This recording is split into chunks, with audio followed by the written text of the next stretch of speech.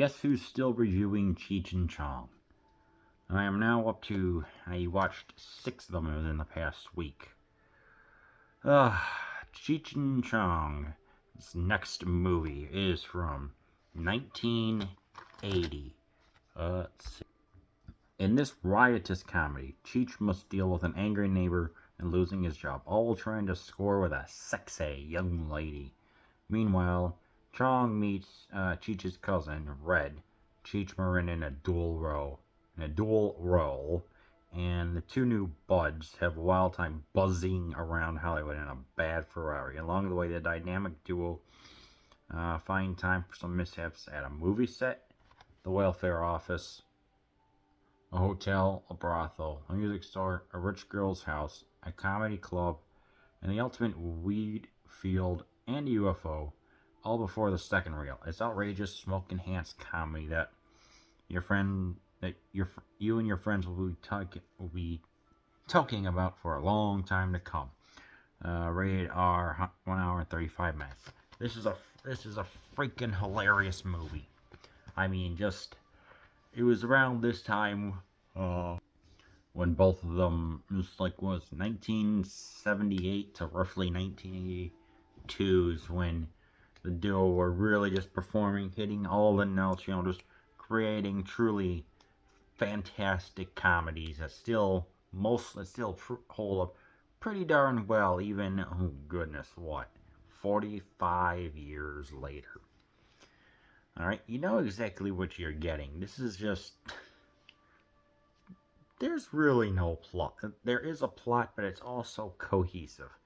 Yes, we see them smoke. Yes, we see them in their drugged out days. But they're genuinely good. They're likable, interesting characters. They've got the big joint. They have all the they have the cocaine and everything. But you're here just for the absurdity. You're here to see just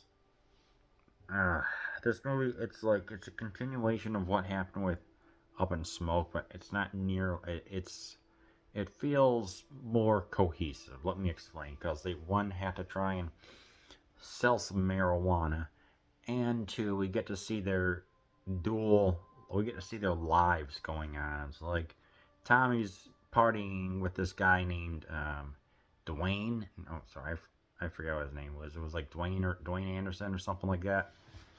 And we get to see Cheech at home as he's waiting for a lady to come in. So what happens, of course, with Tommy? Well, let's see. He hangs out with the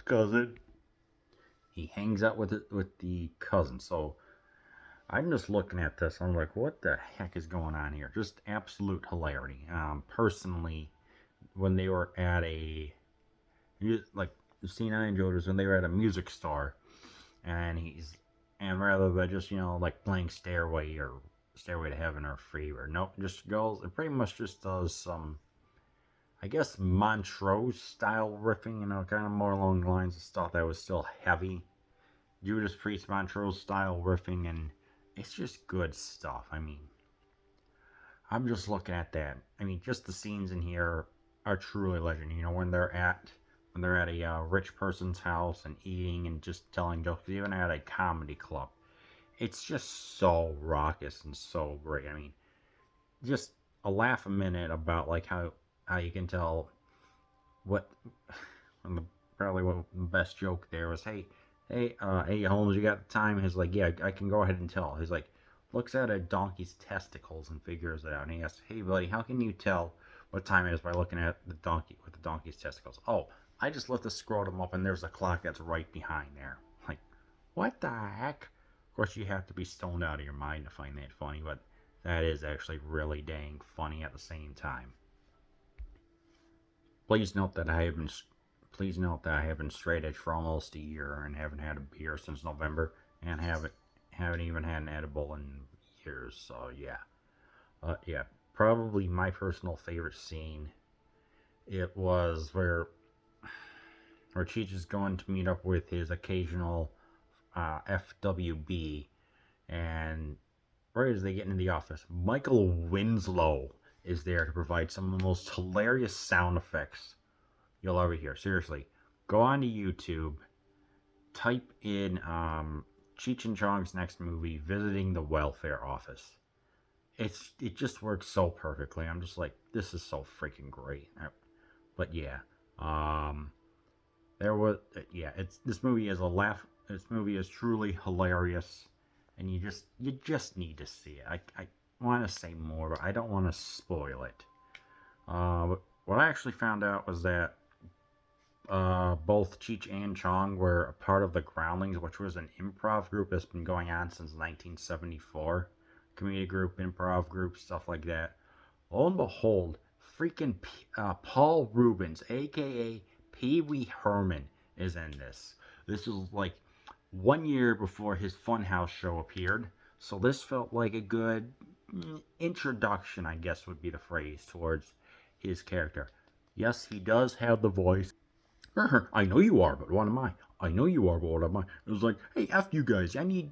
He actually, we actually get to see this guy in a suit, looking serious for the first half in a hotel. And then at the very end, when he's up on stage, we actually do hear him say Pee Wee Herman. It was such a bizarre sight to see. You can't make this stuff up. I'm like, wow. And in the beginning, like when they're filming like when they're filming a movie, lo and behold, there's also the future Rita Wilson. I mean, the future. Sorry, it's Rita Wilson, who would eventually become Tom Hanks's wife, and Cassandra Peterson, better known as Elvira. Yes, I think this is probably where she got her start, if I'm not mistaken. Hot dang, jeez, what a lineup right there. So yeah, obviously this movie is not for everyone. It's crass. It has to deal with subject matter of being stoned, sex, marijuana, and just having a raucous time. Oh, and also the mom, who was that? Tanya Roberts. The mom from that '70s show, and also former Playboy model, stars in this. That was very surprising because once I heard that certain lilt in her voice, I'm like, that's movie she got her start from. Hot dang. So yeah. And obviously this movie isn't for everyone, like I said, in between the subject matter, the rapid fire jokes, but everything feels cohesive, so keep that in mind. But I do recommend that you watch Cheech and Chong's next movie.